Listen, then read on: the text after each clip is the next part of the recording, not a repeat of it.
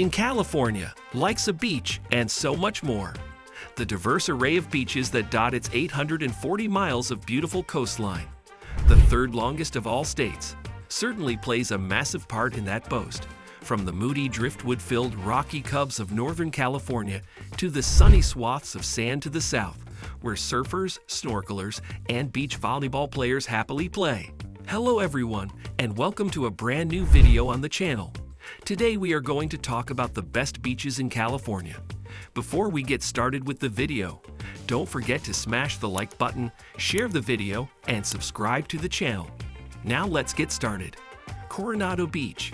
This beach, located on an island across from San Diego's downtown, is frequently included on best of lists, possibly as a result of the shimmering effect that the woven mineral mica flakes caused. In addition, there are the opulent mansions of the wealthy, as well as one of the most luxurious hotels in California, the Hotel del Coronado, which features outdoor workout areas. An evening stroll is the perfect activity for a paved promenade. The waves that come in from the west are perfect for novices to try their hand at boogie boarding. You can get there by driving over the bridge that is almost 100 meters, 200 feet, high, or you can take a boat or a water taxi. 5 for beach. There is no shortage of breathtaking scenery along the Pacific Coast Highway, which is often considered to be the most famous route in the state, particularly in the area surrounding Big Sur. The Keyhole Rock Arch, sunset vistas, tide pools, and sand that has a purplish tinge are the most remarkable features of this day-use-only cove. Despite the fact that it is only a short walk to the beach, it is one of the most popular beaches in Central California, so you should get there early and stake out your area. Full sun days are quite uncommon. Visit Julia 5 for Burns State Park and take a stroll along the Overlook Trail while you are in town. Although there is no beach here, there is a breathtaking waterfall that plunges from granite cliffs into the ocean. The waterfall is 80 feet high, Refugio State Beach. Waves can be heard breaking on the gravel beach of this peaceful crescent, which is located 22 miles west of Santa Barbara. The Jewish people who originally inhabited this area gave it the name Castle, which can be translated as pretty place. Castle is located in close proximity to the Santa Ynez Mountains.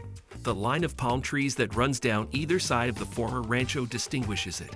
Many years ago, a group of brothers who ran the property as a tropical tourist resort planted these trees. Even though the 66-site campground is far less developed than the resort, it is conveniently located next to the lake, hiking trails, and a bike path that traverses the rocky cliffs, and on a sunny day, provides vistas of the Channel Islands. Venice Beach. According to the Los Angeles Department of Parks and Recreation, 28,000 visitors from all over the world visit here every day. The people watching alone makes the pricey parking lots worthwhile, but there's a lot more to its distinct charm than that.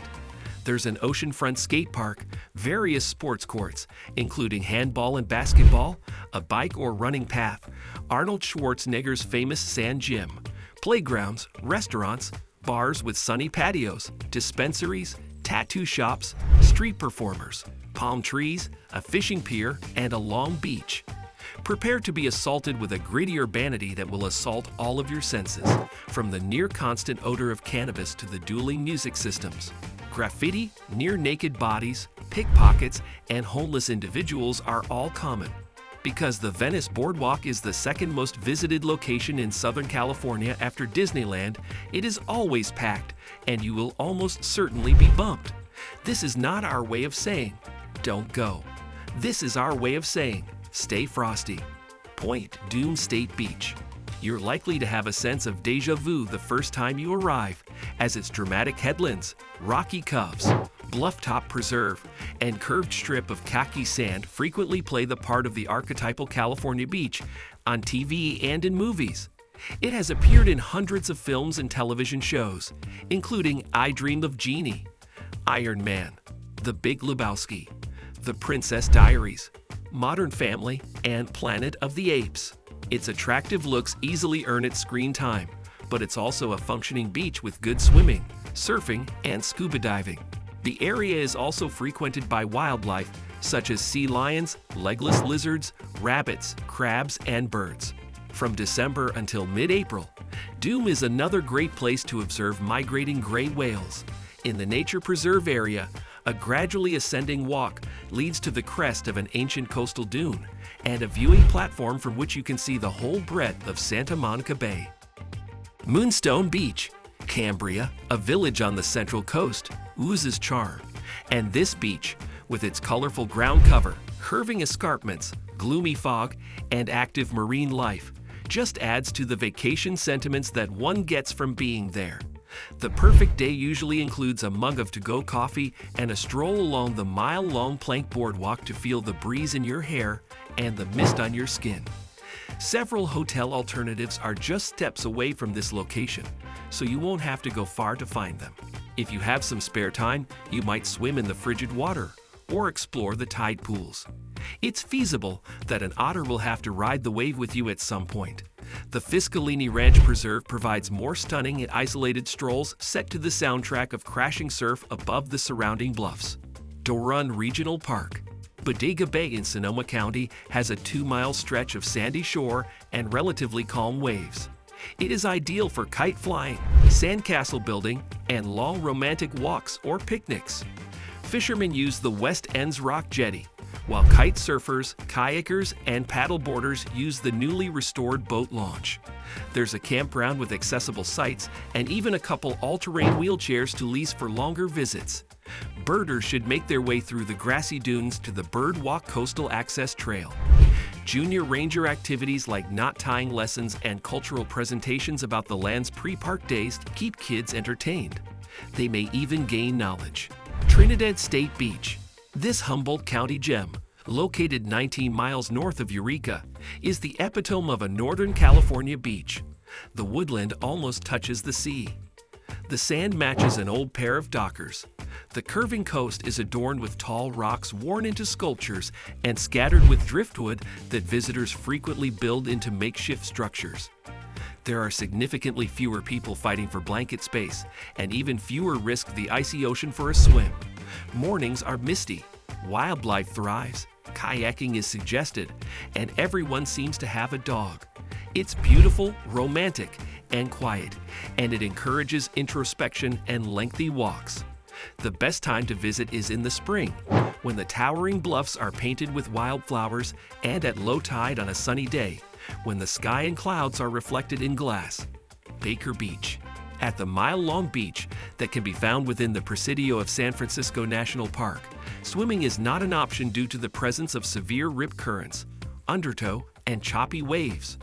However, if you get a peek at the Golden Gate Bridge from this one-of-a-kind vantage point, you probably won't care about anything else.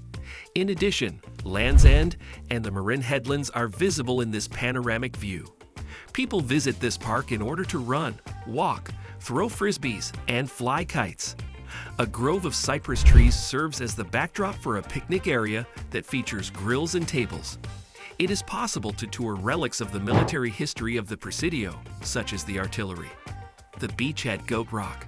Inside Sonoma Coast State Park is where you'll find this wild and scenic coastline, which is located a few miles north of Jenner and not far from the mouth of the Russian River. There is a beach that is not difficult to get to, as well as picnic tables, restrooms, and a large number of seabirds performing for visitors. The colony of harbor seals that make this their home is, nevertheless, the primary reason people come here.